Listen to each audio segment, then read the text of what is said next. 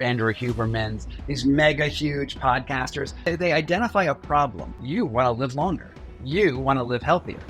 And then they tell you that they have the solution. And usually it comes with a discount code, a supplement, and all the grifts work a little bit different, but they also all work a little bit the same. Things that I'm most known for now is, I'm looking at wellness grifters.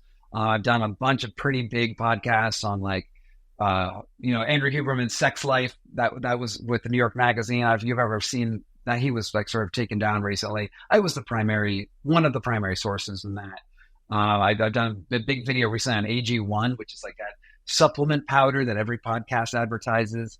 You take it once a day. Well, I looked into the founder's criminal past on that. That was ludicrous. He had this actually real estate crime in New Zealand where he did this rent-to-own scam on people. And so basically in the in the 2007 real estate crisis, Chris Ashenden who was a former cop, former dropout of nutrition school, had failed to do a supplement company. He read the book Rich Dad, Poor Dad. It was like, hey, I can do this. And he started this grifting real estate company, which sold people contracts and houses on a rent-to-own basis, but was basically designed to steal all their money. And it's more complex than that, but that's the gist. And he got indicted on 90 counts for violating fair trade practices. And he skipped out on his trial, fled New Zealand, backpacked around the world, landed in Phoenix, Arizona, and started the world's most profitable supplement company called AG1, which is like everywhere. It's worth like $1.2 billion right now. And it was really interesting to go dig into his past and tell the story that no one else had come up with, even though the records are publicly available. It wasn't like too difficult to find. But I found it. And when I did that, this is crazy. AG1, when I was writing that piece, I reached out to them because, part of being a journalist is you reach out to even the people to talk, give them a chance to. Yeah. So I reached out to them and they hired the most expensive law firm in the country. It was what's their name? The name's not coming to me, but it was the defamation law firm that won the $787 million lawsuit against Fox News. If you remember when they did the voting machine, Fox was like saying Dominion voting was like a scam, and they got sued for a shit ton of money, and they settled for $787 million. The lawyer who argued the case and got that plaintiff was the one writing me saying, Scott, we're going to sue you. And so I did. But they were lying to me. They were telling me that Chris Ashenden, the founder of that company, was never in jail. Had never been convicted of a crime, had never done, all these things. And it just turns out they were lying, that they were just sending me these false records, these records that were misleading. And it was fun after the video came out, and it's done quite well. It has like 300,000 views or something like that. After that video came out, and you have the exclusive here because I haven't actually talked about this publicly. They fired the legal team. So I had a total victory. It was cool. I went from being threatened to winning that one. Doesn't happen too often. Did he ever get extradited back to Australia? No. He by that time he was a criminal, but he had it was on the various trading charges, but it was an old thing, and he had eventually paid all the fines and made all the restitutions that he needed. It's ancient history, but he didn't want the world to know that he was a criminal, right? Because he's selling a wellness brand. He's selling this thing that doesn't go well with a criminal history, and I put that out in the world. What's the organ trafficking? You wrote a book on organ trafficking? I did, yeah. So the red market. So I lived So I'm an investigative journalist. I write for Wired, for NPR, Mother Jones, have a YouTube channel, Substack, all of that stuff. But I got my career as a foreign correspondent in India, looking at organ trafficking, sort of organized crime in India, in the tech centers, and war correspondent stuff in that region. So that book is right here. Look at this book. A beautiful thing. It's called The Red Market, on the world of on the trail, the world's organ brokers, bone thieves, blood farmers, child traffickers, where I basically looked at the real world of people buying and selling human body parts. And it's a thing that actually happens. Like that is you can buy and sell human kidneys. They can buy skin and blood and corneas, hair, surrogate wombs, eggs, that sort of stuff. And I spent a chapter on each sort of organ market.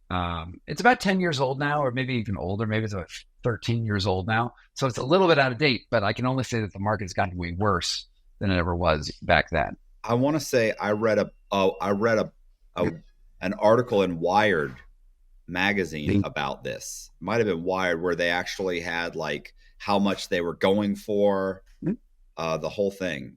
Yeah, you read my article. Oh, did I? Yeah, right. Yeah. Was there stuff in China? So traditionally, yeah, I mean, so the thing that was happening in China at the time I was writing. So we have these dissident movements inside China, the Falun Gong or Falun Dafa, however you want to talk about it. If you've seen the Shen Yun posters all around America of like Chinese people waving scarves, you've maybe seen these billboards outside of like every major city. That group is connected to this political dissident group in China, and they were being put in political prisons, like essentially Chinese gulags. At the same time, the Chinese government really didn't like these people because they had so many members. They were actually larger than the Chinese Communist Party. And they would round them up, put them into these gulags, and then tissue type them. This is not crazy. They would actually do like blood tests on them, take out their genetic markers, and there was a program to do executions on demand for organ procurement. And that was a program that at least was running between about 2005 and 2011 when my book came out. China now says that they don't do it anymore, and I really hope that is true. But I certainly talked to former prisoners who had been tissue typed, who were part of this sort of Falun Dafa organization, who said that they were tissue typed, and the other people in the prisons were not. And of course, people would then go leave the prison, and they'd never come back, never find them again. Horrible stuff. And there were even, there was this other book written. This isn't my book. This is someone else's book called Larry's Kidney by Daniel Asarosa. The reason why this book is so fascinating, it's not actually particularly well written. Sorry, Daniel. But it's a comedy book about a guy who's like deadbeat brother or cousin, deadbeat cousin, doesn't, needs a new kidney, and he flies with him to China, and they execute a prisoner to give him the kidney, and isn't that funny? But it's a true story of what actually happened. So you have multiple sources coming into this horrible market. How do you figure that out? Like is this kind of like if you're an American businessman and you need a new kidney, is there a guy I know a guy I can call type of thing? Like, hey, you can go on the you can go on the dark web and say, hey, kidneys for sale, and then they send your whatever. They look for a match and they find one, and then what? You fly to China and you get one, just like the book. I mean, is it that simple? No, it's not. Fortunately, it's not that simple. There have been organ brokers who have advertised online on the dark web and elsewhere, but I could never tell by looking at them if they were really just scamming you, because you're obviously involved in, the dark web is full of scams. Right. And I could never tell with the people that I did make contact on the dark web who were doing this, that they weren't just some sort of, entrapment situation. What does happen much more frequently is that, a person will be suffering from kidney failure. They'll be told that they're on a lifetime of dialysis, and then they get creative. And there's a lot of programs affiliated with mainstream hospitals in countries like India and Pakistan, Brazil, Egypt, South Africa, the Philippines, Indonesia, China, obviously. That's sort of those are sort of the big hitters of this trade, who will have ways of getting you kidneys. And it happens in a variety of ways. It's not usually so easy as just calling them up, but sometimes it is. The market's always changing. For instance, at the time I was writing the book, there was this place called Adil Hospital in Islamabad, I believe. It could have been Karachi, where they had something called an ethical organ harvesting network, where I don't know what that is, but they said we had certified ethical organs and that we'll get you, and it costs about $14,000. And you could just actually, in that case, you could have called up Adil Hospital, written them a check, and they would have given you, they would have installed a kidney in you, and you shouldn't ask any questions about it. I was based in India, where the situation was a little bit different. So I was on the southern coast of India. Chennai, a city used to be called Madras. I lived there for 3 years, and there was this tsunami that hit that area in 2000, and I want to say 6, might have been earlier than that, maybe 2005, when hundreds of thousands of people died around the world. It was about 180,000 people who died, but many more people were displaced from their communities. They all ended up in refugee camps. In those refugee camps, you had these conditions of absolute destitution. People who had no access to really any income. They used to be fishermen. All their boats were killed, destroyed, and now they lived in these camps. And what occurred is that because Chennai is a huge hub for the medical industry, that organ brokers descended on them, and they found contracts. They said, "Hey, I'll give you $2,000 for your kidney." And then, isn't that great? And they said, "Yeah, I love money." And then they would sell their kidneys in agreeable transactions that were actually pretty unethical. They were pretty horrible to people. And then, at one point I was there with National Geographic, and we lined up. I think it was about 60 or 80 women in a line, and we just ran the camera down the line of them, and everyone had these nephrectomy scars. So these big surgical scars on their sides, where they all had given their kidneys. And the law of this world is that, if you have real horrible destitution next to world-class hospitals and malleable laws, you find organ trafficking. So how did you get into this? Like, I mean, did you end up, like, did you always know you wanted to be a journalist? No, I'm the world's leading organ trafficker. No, just kidding. I'm a journalist, man. Like I was getting my PhD in anthropology. I lived in India for 3 years, learned Hindi, worked in, some dicey areas over the years. And I eventually realized I didn't want to be an academic because I didn't want to write a book that 4 people would read, for your dissertation committee. And I could do anthropology in the popular formats, right? I could, instead of having 5 people read my work, I can have millions of people read my work. And apparently you've read some of my work, in Wired. I was contributing editor there for 5 years. And I loved India, and I wanted to just keep on going back to India. And my first big story there was on the skeleton trade. So, and the skeletons that they're in your right, your doctor's office. When a first year medical student studies anatomy, it's better to study on a real skeleton than a plastic skeleton. So where did those skeletons come from? It's a big question, because you needed quite a few of them. And so I uncovered, I guess, my first really big story, and this was in 2000, I want to say 7, it came out, was on the underground trade in human skeletons, where I found basically India had been exporting up to, like, not only India, Calcutta, just one city, was exporting 60,000 skeletons a year, which they were getting from grave robbing. And it was eventually outlawed, and I still tracked down its sort of like, fingerprints that still exist in that world. I broke this. I was tracking where, from the grave robber all the way back to the American medical programs that would purchase these skeletons. And that was like my first story, where I was like, I'm an investigative journalist. And, I'm hanging out I snuck into Bhutan for that story, crossing the border. I was interviewing cops with buckets of bones next to them. It was a freaking wild time in my life. And you can read that article right now on Wired. I think Wired is free, maybe you get a free promo thing. But it was called Inside the Underground Trade in Human Remains. And then I just kept on looking at organ markets. It's so funny that we're talking about this, because this is like literally 20 years ago that I was doing all this stuff. But I look at kidneys, I look at human hair, eggs, surrogate wombs. I got human surrogacy sort of outlawed in India because there was a time when Americans would fly to India, they would impregnate somebody, with IVF, and then they'd lock the woman in a room for 9 months to gestate, and then they would, have the baby, and the American would come back and take the baby home. I got that made illegal in India, which is, I guess, sort of like the one thing I've done that's made the world a better place.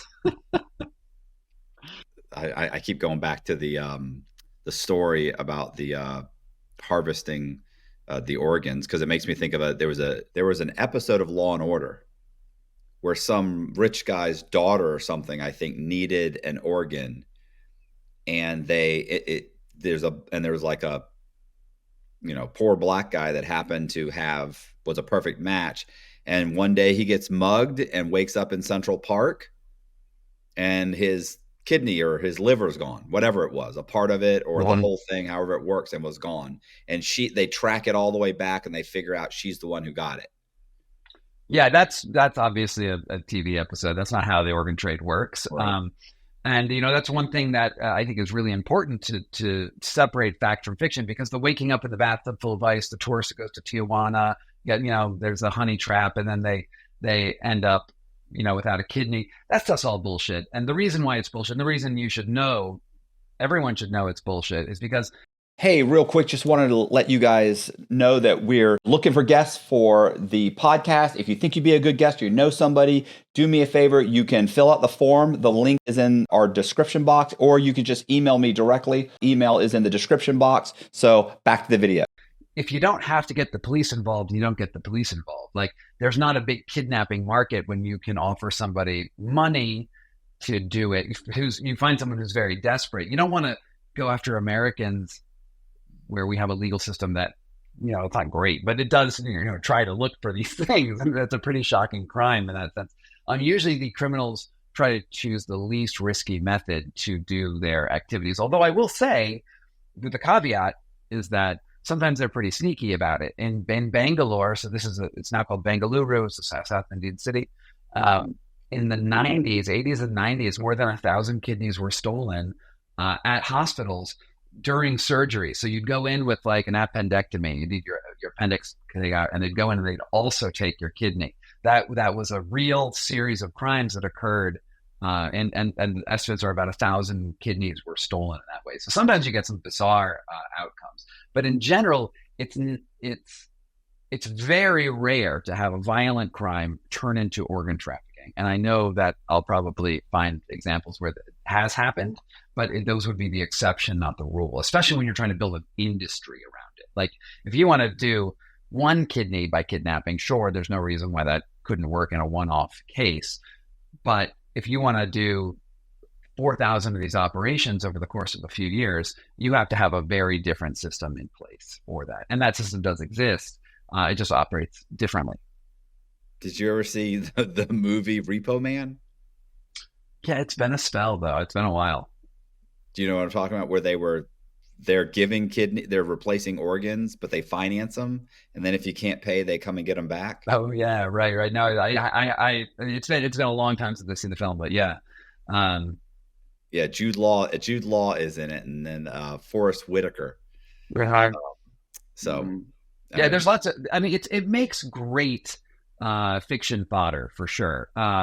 You can do a lot of stuff with the stories around it. I do, as a investigative journalist who wants to hang out with facts, I do find that by pushing those stories and pretending they're real, and a lot of people do believe those stories are real in some way, you're actually hiding the actual crimes that are going on, because we actually do have it. China was executing prisoners for organs, right? There was testimony in front of Congress from a Chinese surgeon who actually, I guess, would you say, defected or immigrated to the United States, who said he was on the line of people who were having, a line of doctors, and they would do execution by organ donation.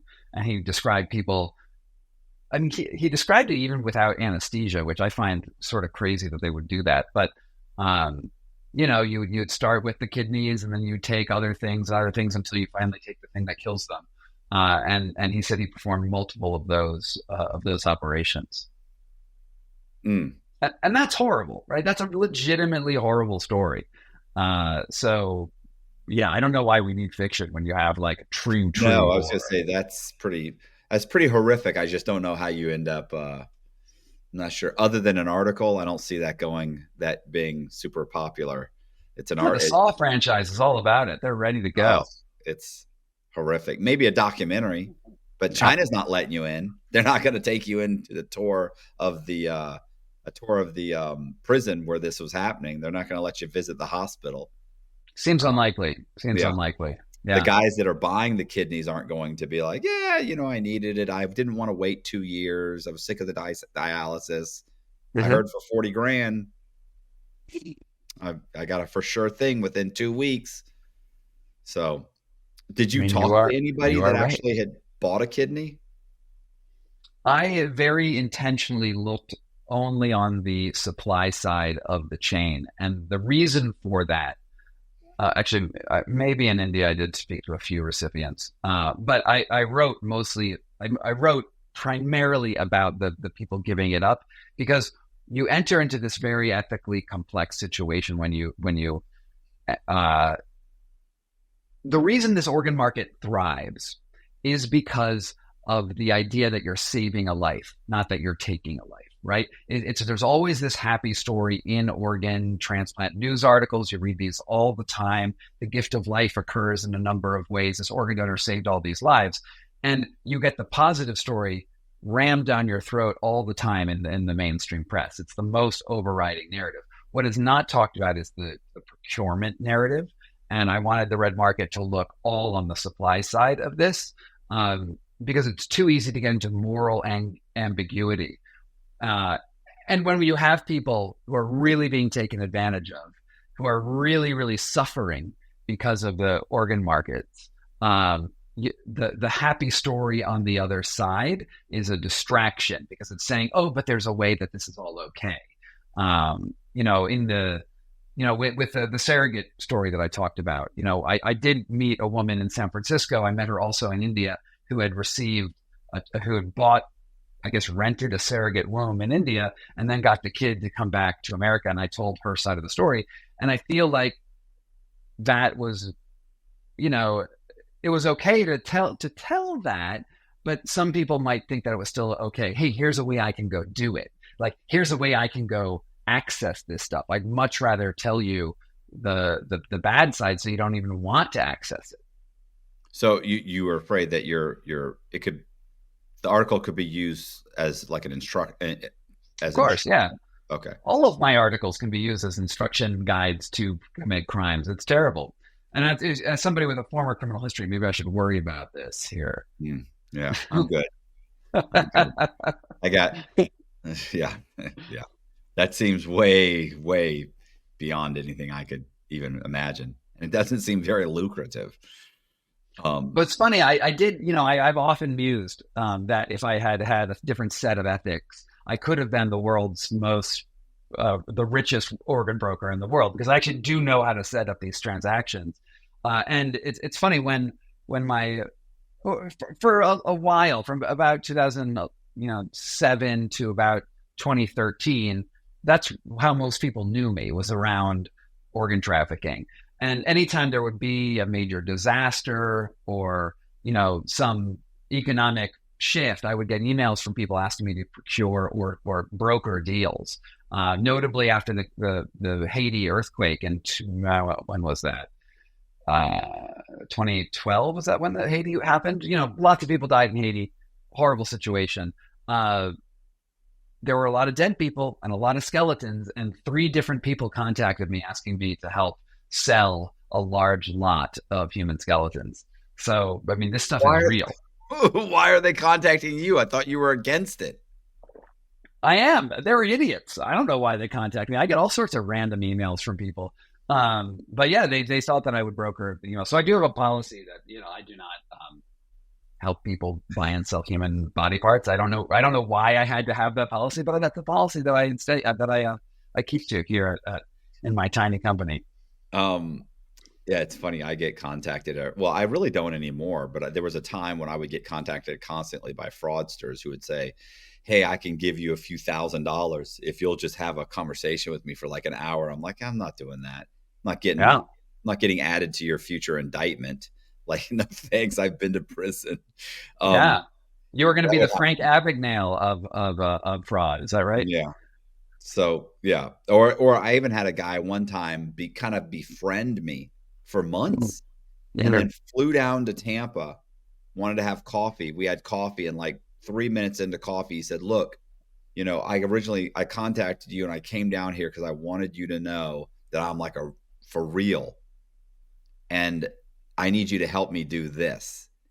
And I was like, I'm not doing that. What are you doing? I'm like, what are you, stupid? So I was like, I'm not going to do that. And then of course I realized, like, so you contacted me 3 to 6 months ago or whatever it was, because you were hoping that you were going to con me into helping you. Like, come on, man, what are you doing?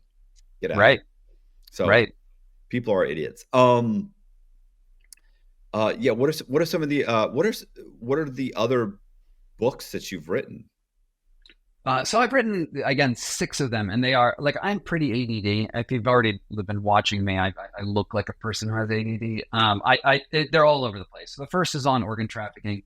The second one is called The Enlightenment Trap, and it's about how the quest for spiritual perfection can end very, very poorly for people. So I tracked down. I was looking at people who meditated until they died or committed suicide on meditation retreats, and the sort of the spiritual wellness grift that happens around the world. And I was looking out of Indic traditions, but it applies everywhere.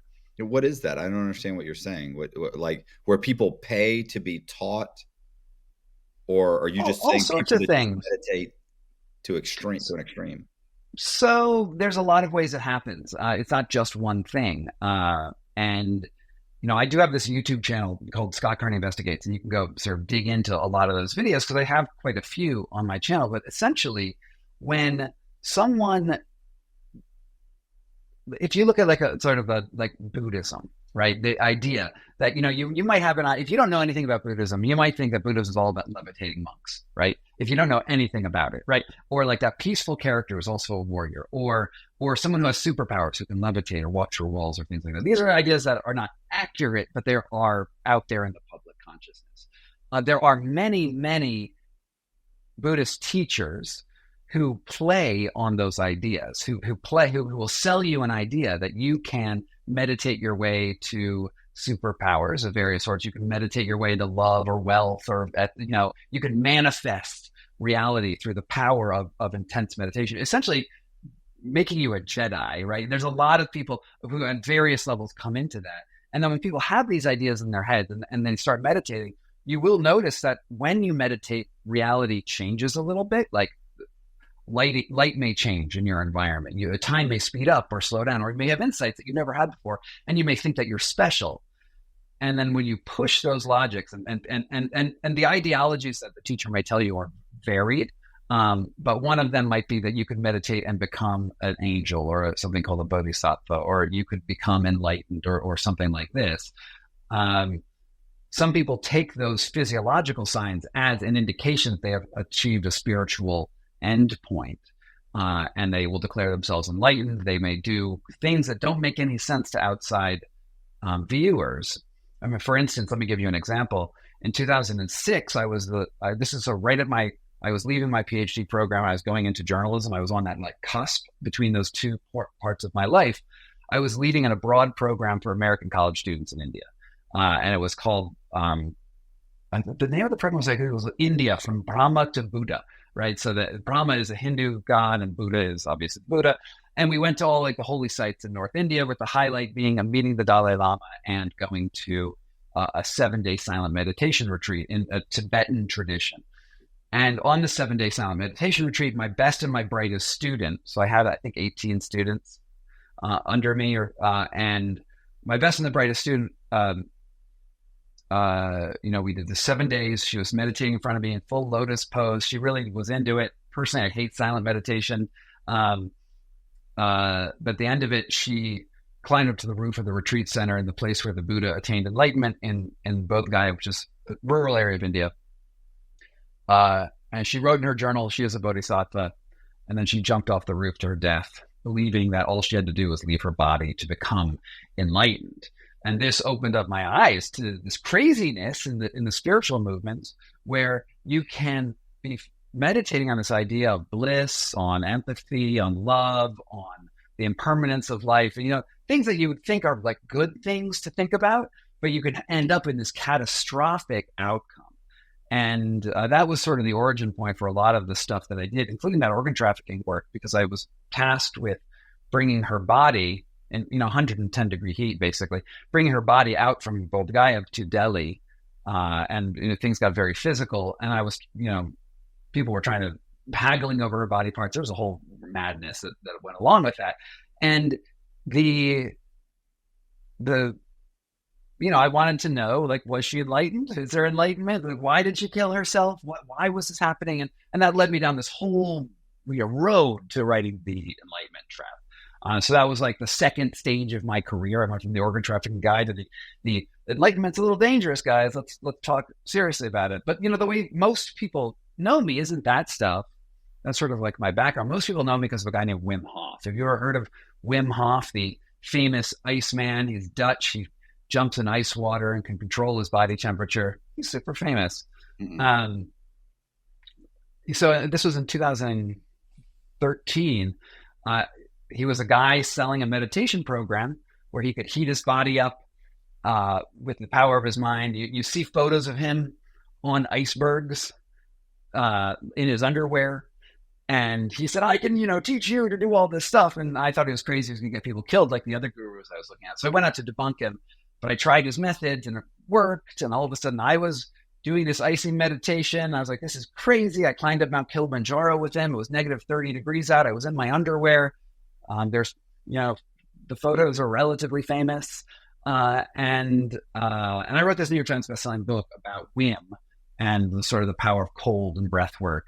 And I really launched his career into the stratosphere, where now he's like, mega super famous, movies about him and all that stuff. And so that was part of my ride. And I've since come to realize that once you get really popular, really powerful, have a lot of money coming into you, because I knew him when he was a nobody, you end up becoming that guru that I feared in the first place. Like, you end up becoming the guy who is corrupt and dangerous and does get people killed. So that's sort of where I am. That's going through a lot of my books. That's not all of my books, but that's a lot of my books. Well, what about I'm trying to think. That makes me think actually the opposite of the ice guy. There was a guy who did like sweat lodges, and he would and ended James Arthur Ray. Yeah. Didn't someone die? Multiple people died in the sweat lodge in Arizona. This was in I want to say 15. I might be wrong. That might be early. It might be 2013. But yeah, James Arthur Ray, he was one of these guys who teaches you can manifest reality if you just pray or think right in the right way. It's that power of positive thinking stuff, which is a very popular ideology, which is very problematic because the world actually has physical laws. You can't just pray your way into a whole new reality. He basically locked people in a sweat lodge, telling them to overcome their internal struggles. And I believe it was 3 people who died at that sweat lodge in Arizona.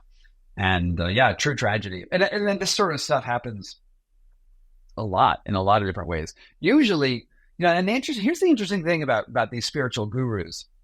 All of the ones that I've written about over the years have a kernel of wisdom, which is amazing, right? Have had these insights that the world is fucked up, right? There are, I don't want to say necessarily conspiracies, but there are like things in the world that are not right. And they identify them, and then they have practices that, at least at the first, really are beneficial. Like, if you've never meditated before, you've never taken a cold shower, never taken a sauna, and then you start doing that stuff, your life is almost always going to get better, regardless of what the protocols are, because it's something new, and there's a physiological component to it.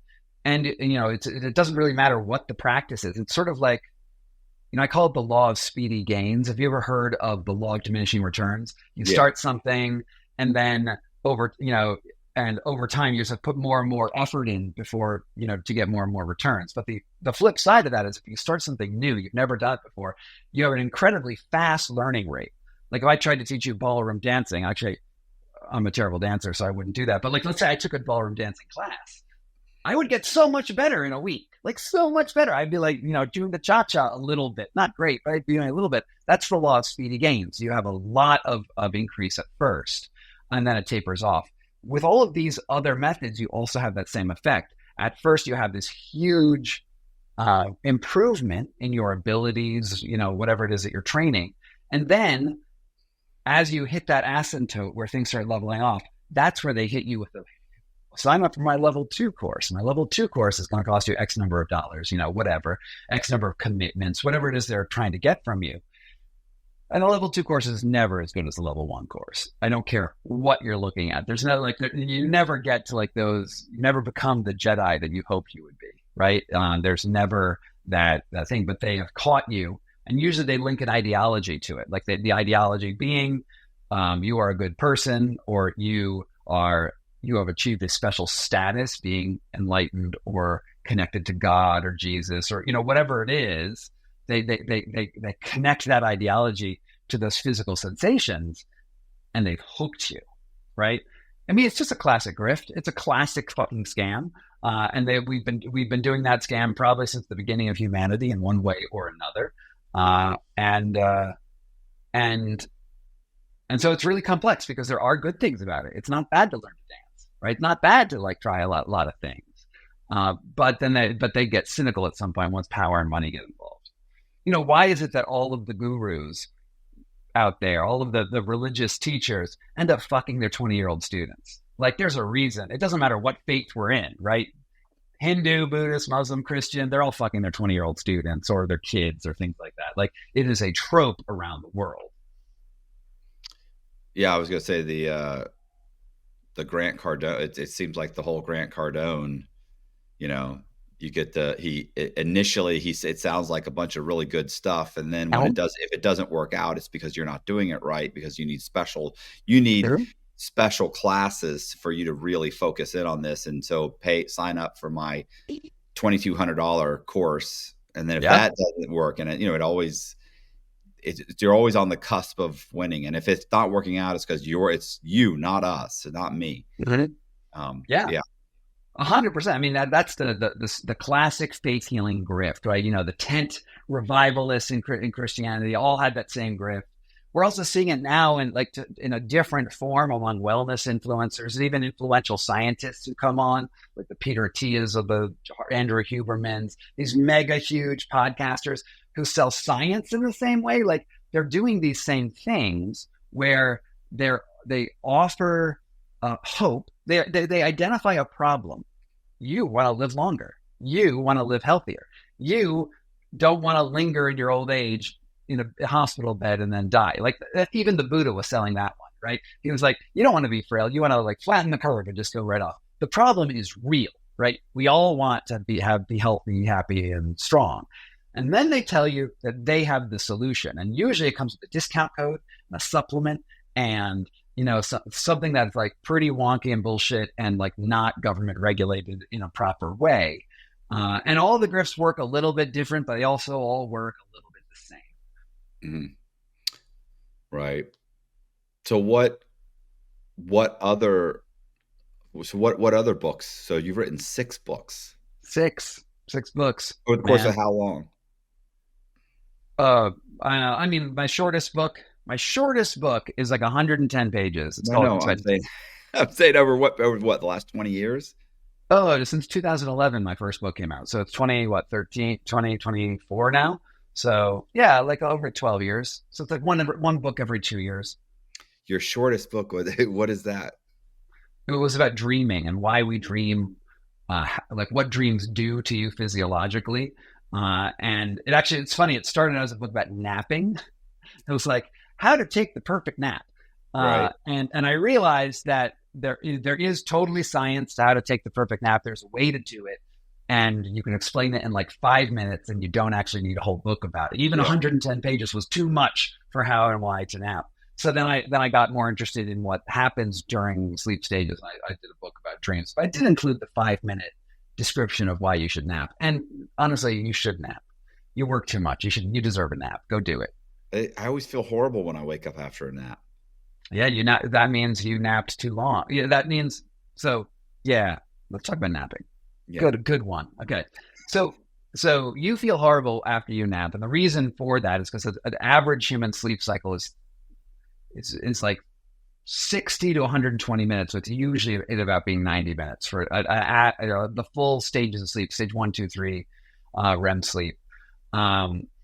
And if you take a nap that cuts you off in the middle of a sleep cycle, if you're in like deep sleep and then you wake up because you set an alarm or there's some reason that you got up, you felt you had to go somewhere, so you will feel like you're underwater. You feel like everything's not moving right. It's because your consciousness is still stuck in those deeper sleep stages. So if you take a nap, you should do it this way. You should either take an under 20-minute nap or a 90-minute nap. But if you take an hour nap, you're fucked. Is that the book behind you that says Dream? Yeah, that's it. Where is it? Right here. Dream, The Art and Science of Slumber. It's actually my most recent book. It's funny. I did it as a Kickstarter. I was like experimenting with self-publishing, and self-publishing is fun. It was fun to do like a one-off book really quickly on a topic that was very narrow, and I can just convey all of the information to someone in 100 pages is nothing. Like you can get through that in a couple hours, and I think it's like 25,000 words at most, and it was a fun project to do that because I could answer the question. I could here's what you do. Here's why dreams are important. Here's what they provide you in terms of emotions and whatnot. And I cut out all the bullshit that went on top of it. So that was a fun book to write. So why did you sell? I mean, are the other books traditionally published with yeah, mostly. I think so.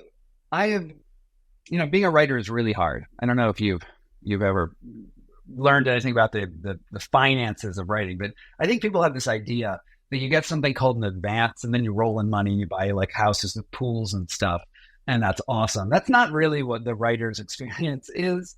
I've gotten big advances. I've gotten, I think, $250,000 advances, which is a pretty sizable amount of money, right? Yeah. But I found that publishers these days are operating a lot like venture capital. So when you think about a venture capital firm, they come in, they dump a lot of money on something, but then they extract all of the value they can out the other side. Right. And my experience with traditional publishing is usually, hey, it's cool to get a big check. Everyone fucking loves a big check. But over the long haul, they don't support the books. They don't do the things they promise. They don't market it the way they should. And because the way advances work, let's say they gave you $100,000 for a book. That's an advance on royalties. That's not just money we gave you because we liked you. You have to earn back that advance. And in general, like for every $30 hardcover book that someone sells, the author's cut of that is about $4. It's like 15% minus a little cut for their agent as well. So if you got $100,000 advance and you're making $4 a book, you actually have to pay off that advance before you get even another dime. And so what is 4 into $100,000? You have to sell quite a few books, right? So there's that 25,000 books at least before you earn another dime. And most books don't sell that many copies. Right. I've had a couple books do very well, but like most authors will come out and they might sell 20,000 copies. And that still doesn't get them a dime. So what happens is you get this situation where an author writes a book and they put it out into the world, and then they realize they won't earn another dime on it, so they don't put any effort into marketing after the first week or two. When everyone's stroking your ego because you have an article, you have a review in the New York Times, yeah, you'll take the interviews, but you're not going to push it for years after that. Self-publishing offers a different model where instead of getting $4 a book, you get $7 a book, but you don't get the advance. But then you're incentivized to always push the book. So I have, of the books I've done, I've had mainstream deals for 5 of them. I pulled one of those books out of the mainstream to do self-published on it. And I half self-published one of my other books. This was a New York Times bestseller over here about Wim Hof. And that one I self-published the audiobook, and I traditionally published the print book, and that created a nice mix of I could still do interviews and make money on the, from when after someone hears an interview, they might buy an audiobook. So I get like $1,000 if I, if we were talking about that book and this was in my heyday, when that book was super popular, I might make $1,000 after this interview. That was cool. I liked $1,000. Right. And so I did a bunch of interviews. There's no reason to do that for like this book here, because that book hasn't earned out its advance. It'll be there forever. Right. Yeah. I got an advance for like $3,500 when I was in prison for one of the books that I wrote. Mm-hmm. And it was probably 2 years before I ever saw any money. And, it's like, I want to say, is it every 6 months? Mm-hmm. Every 6 months or something, I get a check for, and it's a check between me. So my literary agent takes a piece, gets a little part, and then it's split 50-50 between me and the author. Well, I mean, I'm the author, but the subject, the other guy. Yeah. Yeah. And so I get a check every 6 months or so for $50 or $65 or $60 or, but I remember that $3,500 in prison was huge. Yeah. Right. What was way more money was I had gotten an article written about the book in Rolling Stone magazine, and we optioned it. Mm-hmm. And so it's like every 18 months I get a check for like $7,000. And that's that's happened 4 different times. I keep waiting for them to either make the movie, unlikely, or stop optioning it. But they keep optioning it. They even, I think Warner Brothers optioned it 3 times, and then they sent it to like MGM or somebody, and then they optioned it for even more money, which to me isn't much. It was an extra like $1,100 or something. So, but it's great to get, suddenly you just get a check. They have my ex-wife's address, so every 18 months I get a phone call saying, you got a letter here from some lawyer. Who? And then she tells me the law. I'm like, oh, that's a check. Yeah, right on. So that's great. And you know what? That I mean, I haven't had one of those recurring options in a while. All my books have been optioned, and they don't send me. Your situation is really cool.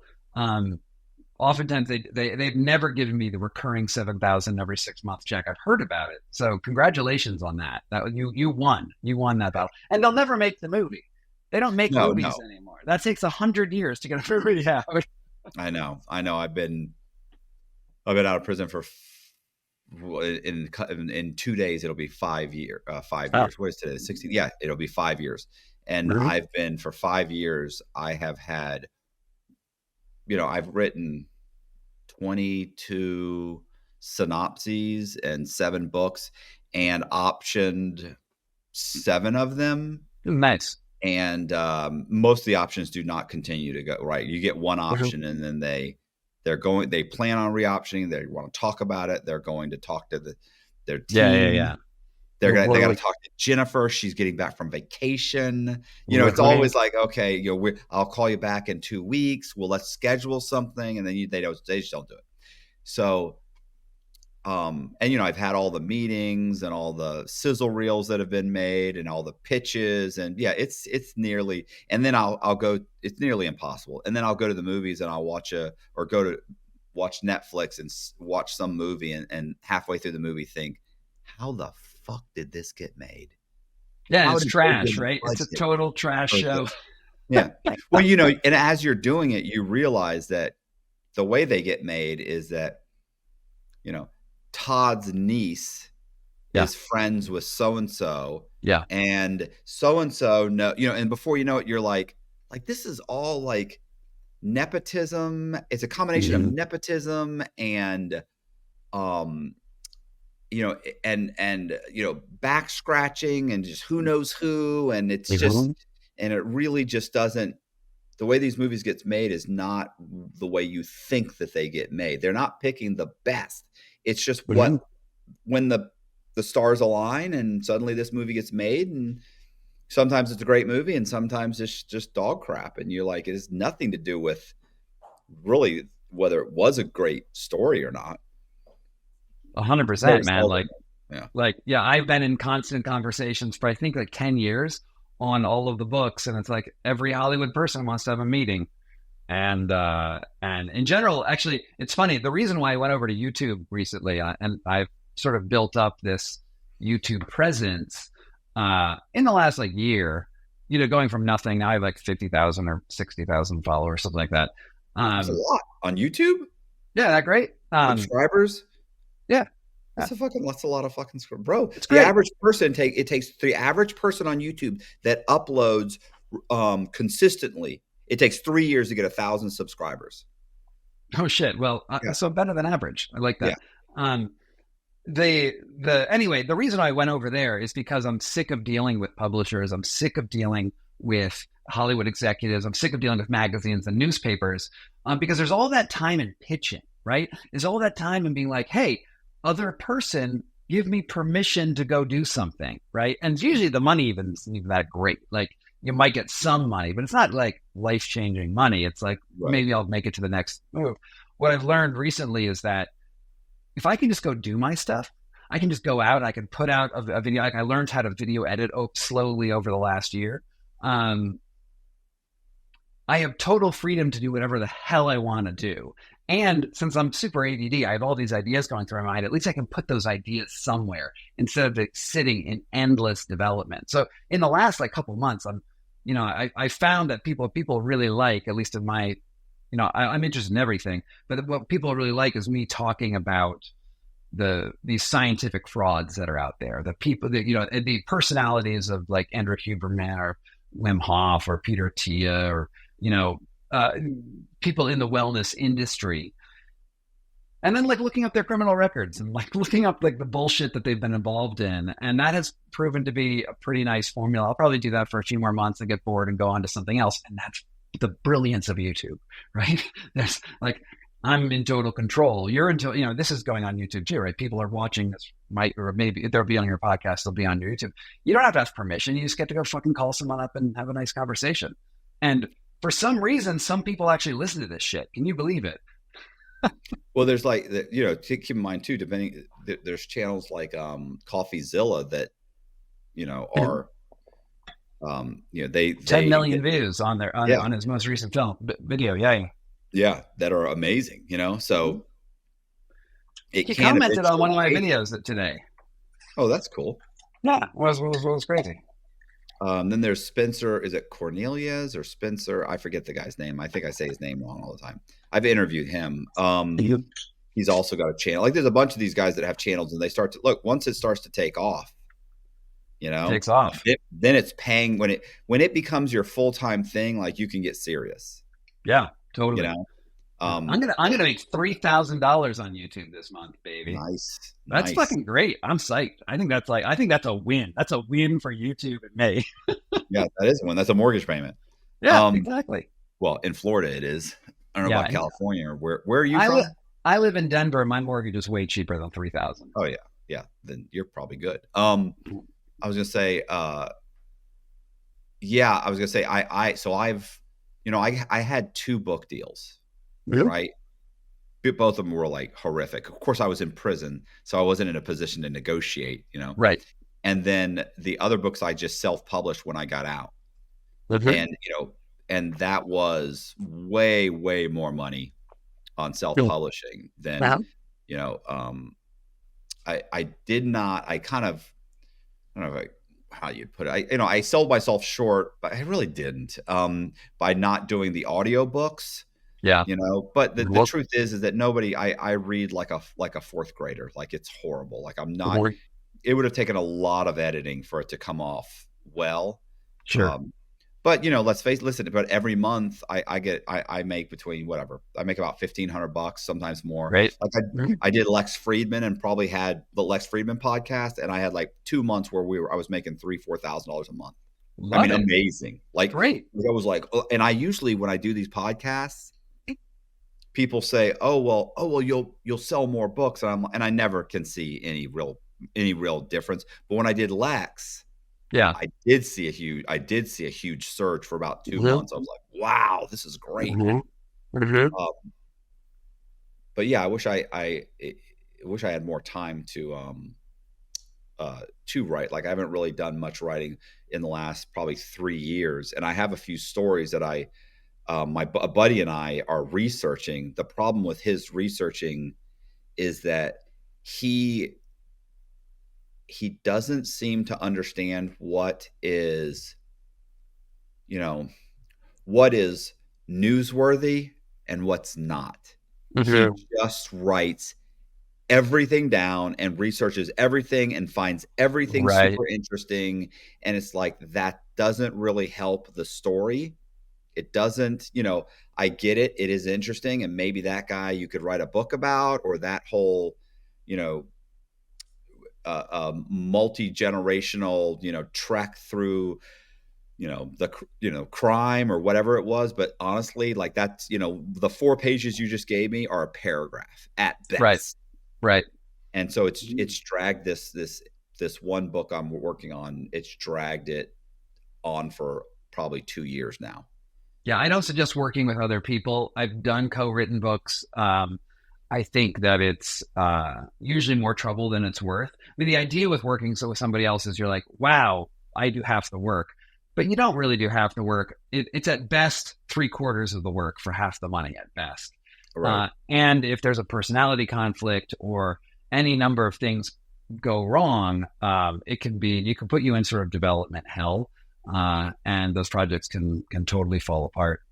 Yeah, I mean, I did it once, and luckily the person was like one of my best friends in the world, and I think it may have killed our friendship. And the friendship definitely went down several notches after that book was written. Yeah, I was gonna say, the thing is several of my stories, about like 7 or 8 of them, are now being, they're in. Not sure what you want to call it, research or in development to be documentaries. And so there's a company called Law and is it Law and Crime? Yeah, it is. It's Law and Crime Films or Production, and they've done I think they've had 6 series on Discovery Channel and a few other channels. And so I have a law firm that represents me, and they got me a deal with them. And I flew out to LA, met with them, and went over the stories. And we ended up optioning. We didn't option. I think there is an option. It's an exclusivity.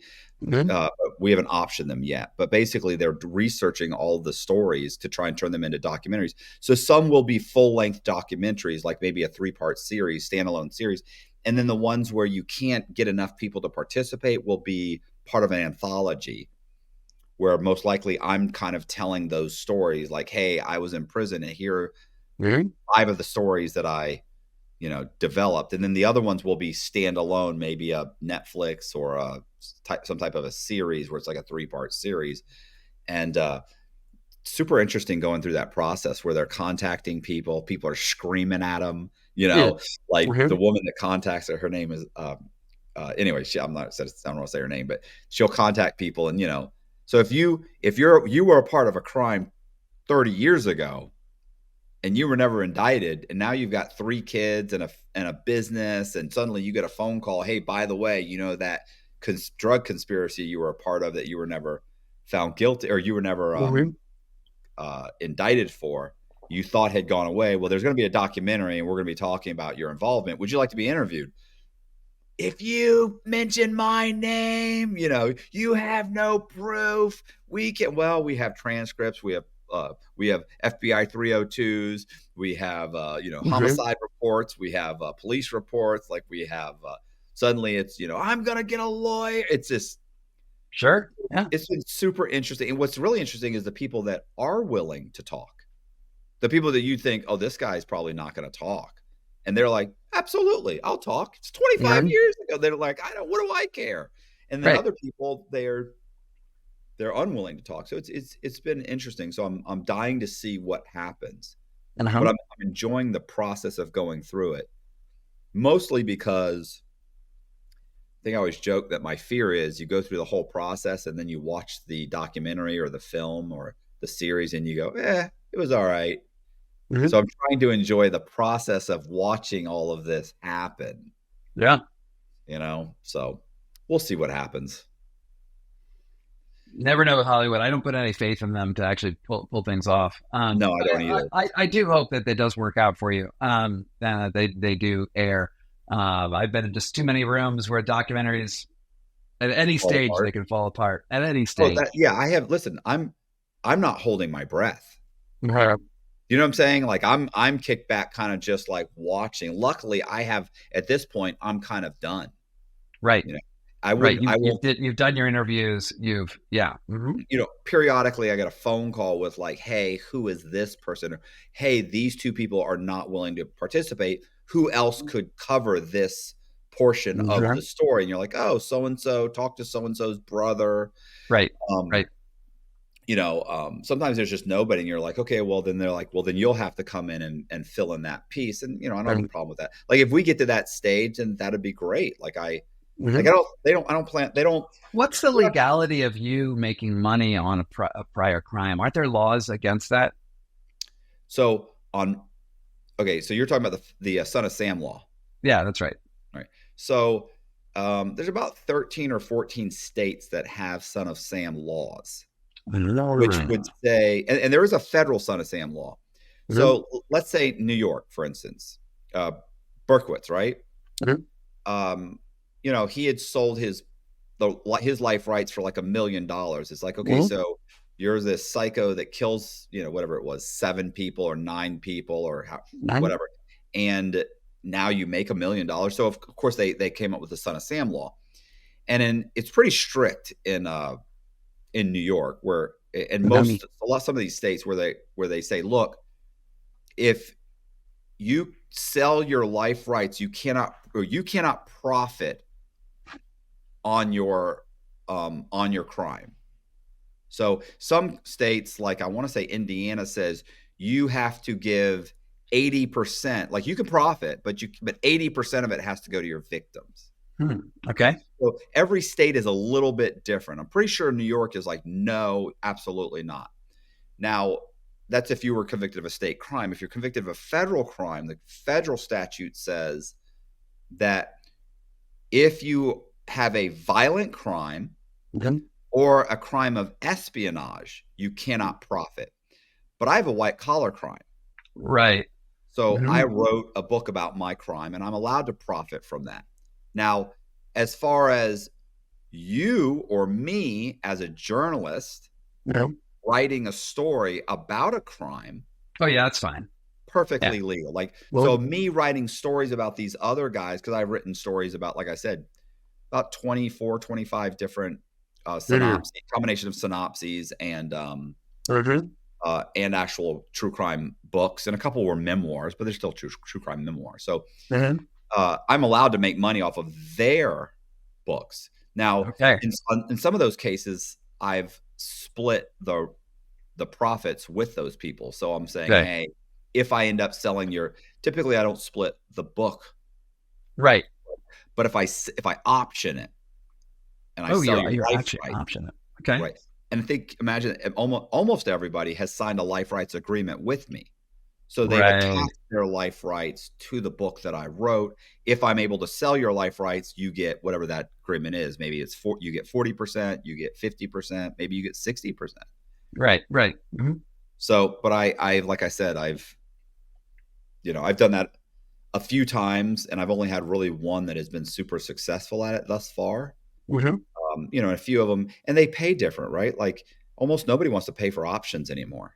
Right. Now but they do pay. That's what always bothers me when I talk to somebody. You talk to somebody, some big production company, and you're like, okay, so you want to option it? Yeah, we'll send you it. I'm like, okay, we'll send you the option, and you can look it over and sign it. And it's like, well, wait a minute, how much is the option? Right. Oh no, Matt, nobody pays for options anymore. It's like, really?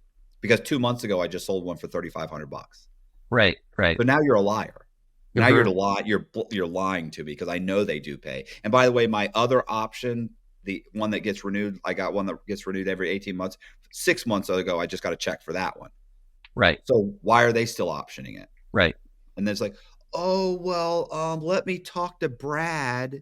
Yeah. And see what I can do. Oh, now it's possible. Yeah. I mean, it's all negotiating. Yeah, I mean, negotiating. I mean, they want to take as much money from creators as they can. Like It was that's horrible. that's Hollywood. It's been Hollywood's story since the studio system in the 20s, right? It's like the people creating content, journalists, actors, the people really creating the material. They want to make that material totally worthless, and they want to put money into production services because they control the production services. But the stories they try to get for zero. And yeah, that's my life. We were talking with Hollywood is like dealing with that sort of bullshit. I see it all the time. What you're saying is totally accurate. This is I'd rather deal with the world. criminals.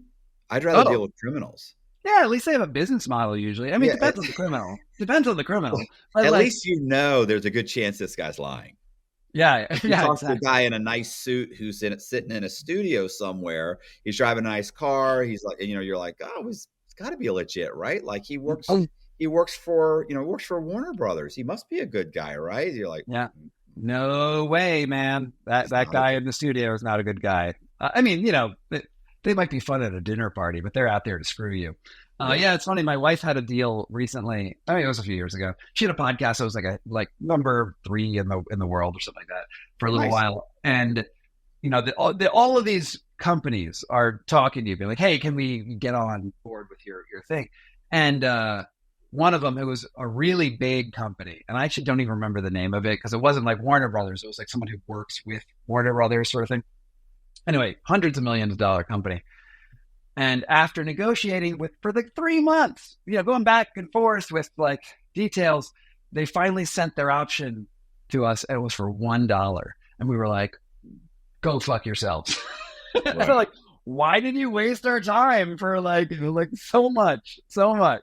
And yeah. Anyway, I don't trust Hollywood. Whenever they call, I once had Ari Emanuel call me up. Ari Emanuel is the guy who runs WME. And I wrote this book, What Doesn't Kill Us, about ice bathing. And he heard me on NPR and he was like, "Oh, Scott, I want you to train me to become like an Iceman or something." And he's like, "I'm going to make you a star." And as soon as I heard someone say they're going to make me a star, I was like, "Oh, this is bullshit." Yeah. As soon as somebody guarantees anything, you have to know right then, okay, we're done. You can't guarantee anything. Right. It was funny. It's fun. It's funny to turn down billionaires, I got to say. What was the book? That was the ice one?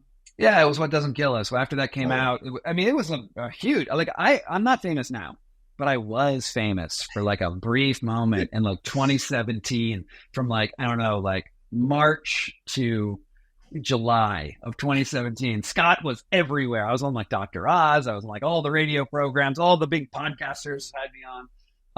And I was an idiot. I should have created my YouTube channel at that point and like, come to my YouTube channel, right? But I was an idiot. I was like, this will last forever. It didn't last forever. And that was that.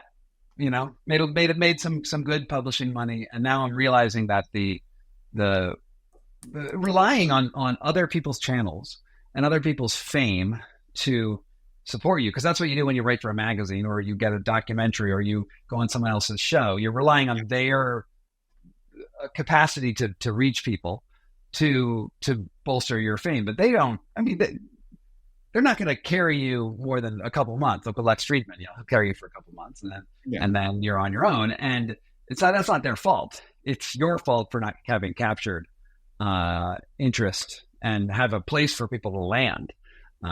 So the first podcast I did was a podcast called Concrete. The guy named Danny Jones. I was maybe a month or two out of the halfway house, and he's since then renamed it Danny Jones.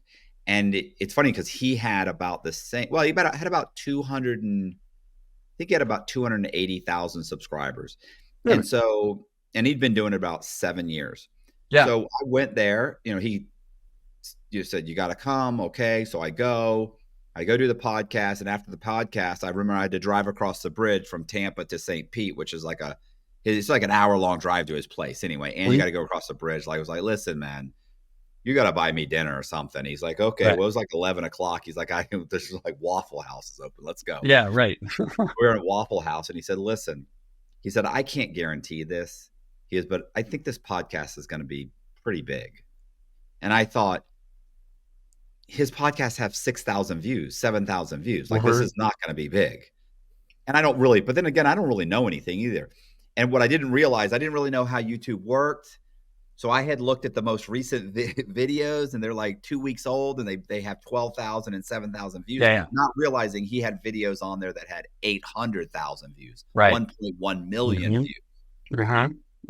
So I was like, okay. He said, you're super interesting and you're a great storyteller. He said, you said you want to start a true crime podcast. I was like, right. He said, you really need to post something on your YouTube channel now.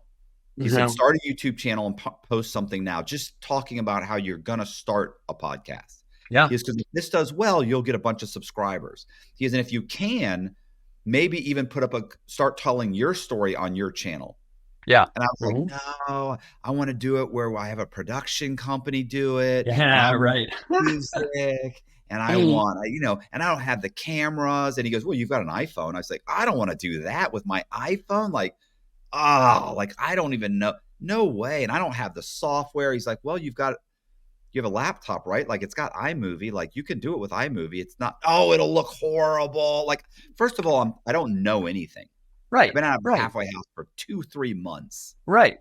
So I don't do anything. The video gets it ended up getting like 2.3 million views. Wow. Then I go on Patrick Bet David, it gets 2 million. I go on Soft White Underbelly, it gets a few million. I go on. So by the time I go and I'm having all this fun going on these podcasts, I then a year later start my podcast. So a year out of the halfway. But by that point, you've dropped. Yeah. I've dropped. So it's funny to think all of those things, like all of the $2 million view ones, AdSense alone, that's about $6,500, $7,000 on each one of those videos, depending on, circumstances. I've had one video pop to 2.5 and 2.5 million. Yeah. Wow. How long is the video? I don't know, 12 minutes, 13 minutes, something like that. Okay. And it was amazing, right? It was amazing that and it was nowhere for 6 months. It was getting like, 50 views a day or something like that. And then one day it just exploded. YouTube is weird. It's both magical and horrible at the same time, because this video, you listener watching right now, how many views is that down there, right? And like, that your one person's view is worth what? About 0.004 of a cent is one view, something like that. It's basically nothing.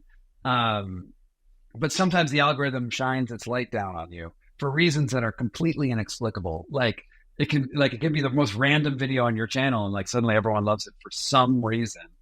But it doesn't happen too often. Usually it's just a painful thing where you get 6,000 views every week for a bunch of time. Yeah, we've had them where we did a video and it got 50,000 views in a month or so, and then it trailed off. And then 6 months later, my editor will call me. His name's Colby, or producer, whatever you want to call him. He'll text me and he'll say, have you looked at the Brett Johnson video? And I'm like, what Brett Johnson? He's like, the one we did 6 months ago. I'm like, no. He's like, it's gotten 100,000 views in the last 2 weeks. It's like, what? And then the next 2 weeks, it gets another 100. It ends up being 250,000. And you have no idea why it suddenly got 200,000 within a month. Right. I don't know why. It got 50,000 for the first 6 months. What happened? Yeah. If only all videos did that. Man, that's always a nice surprise, because keep in mind too, my videos aren't 12 minutes. They're like 2 or 3 hours, some of them. Yeah, I know. So, but like I said, the thing with my video is, or my YouTube channel, I waited a year. So by the time the algorithms chewed me up and spit me out, I then started it. So then it just turned into a grind, right? So now I go on other people's podcasts to try and stay in the algorithm, but I missed that first 8 million views that I got within a year. I missed that. And that honestly, in my opinion, was probably a few 100,000 subscribers I missed out on. Yeah, makes sense. but I didn't know any better. I didn't know what I was doing, and I didn't listen to Danny. And Danny tried to tell me. I always say it's the best advice I never listened to. Yeah. Yeah. Well, The advice is do stuff. Get your shit out there now. You are the creator. Don't depend on other people. Right. The cavalry ain't coming. You got to do it yourself. Yeah, that's true. Anyone who's listening to this who wants to start their own channel, you should have done it 10 years ago, but you can always start now. Yeah, exactly. Yeah, and I think 50,000 in how long? A few years? Yeah, I mean, when I started really doing this for real was 2 years ago. But my channel itself, I posted a video like, 15, 20 years ago on YouTube. I was like, cool. That video has 35,000 views. It's really funny because it's just like me showing myself around an apartment I lived in India. But I really only put effort into it about 2 years ago. And it was really hard at first, really just painfully hard. I went from like, I don't know, I had probably 200 subscribers to get that first 5,000 was probably a year. And then then the next year, going from 5 to 50 or 5 to 60 or wherever I am right now. I think I'm at 55 actually. That, has been much better. Maybe next year will be even better. Yeah. We'll see. Yeah. We've had those. It's funny too, because every once in a while I'll say something like, man, we only made this much today. And my Colby will say, I remember when we were thrilled to make that. And I was just, I'm like, yeah, you're right. You're right. Like, he keeps reminding me like, you're doing pretty well. Like, this is my full-time job. This is all I do. Well, not all I do. I do speaking engagements and other podcasts. And I like to say I write books, but really we haven't. Well, you should come on. You should come on my show sometime. My 50,000 subscribers would enjoy hearing about some crimes and capers. Get a kick out of me. Yeah, absolutely. I don't have a problem with that. Have you written a true crime book? I mean, all my books are true crime books to some degree. Like, No, I mean where there's a I don't want to say protagonist, like where there's a subject, where you find a subject and follow that subject. Not you're kind of doing like the genre of true crime. I do have a true crime podcast that I'm putting out in a few weeks. That I produced. It's called Blood Vines, about wine fraud in California. I'm not the host. I'm behind the scenes. But I work with this great journalist named Chris Walker, who is local. I did a podcast with him 3 years ago as well, called The Syndicate, about the largest marijuana bust in American history. And those are very true crimey things. And but I look at more. I do more investigative journalism because it's not just true crime has this sort of voyeuristic element to it, right? It's like, oh, the girl got kidnapped, the dentist was evil. Like, it's very salacious. I try to look at larger macroeconomic things that go on. I try to look at I'm trying to do anthropology as I do my stuff, but I often intersect with crime when I do my work. It's hard to get Netflix or HBO to make a series out of that. Yeah, I don't really care too much about getting Netflix anymore. I do. Okay. I do. I want one. I want an 8-season series based on, I want it to be the next Orange is the New Black. I want one of my people to, that would be I'm loving that for you. And I'm, hopefully that happens. Put no faith in Hollywood. Scott, this is about me. Put no faith in Hollywood is all I have to say. Just keep your expectations low. Yeah. It's rough. Hey, I appreciate you guys watching. Do me a favor, hit the subscribe button, hit the bell so you get notified of videos like this. Please consider joining my Patreon. Leave me a comment, share the video. Also, we're going to be leaving all of the links to Scott's books, where you can get them on Amazon, in the description box. Check those out. Thank you very much. See ya.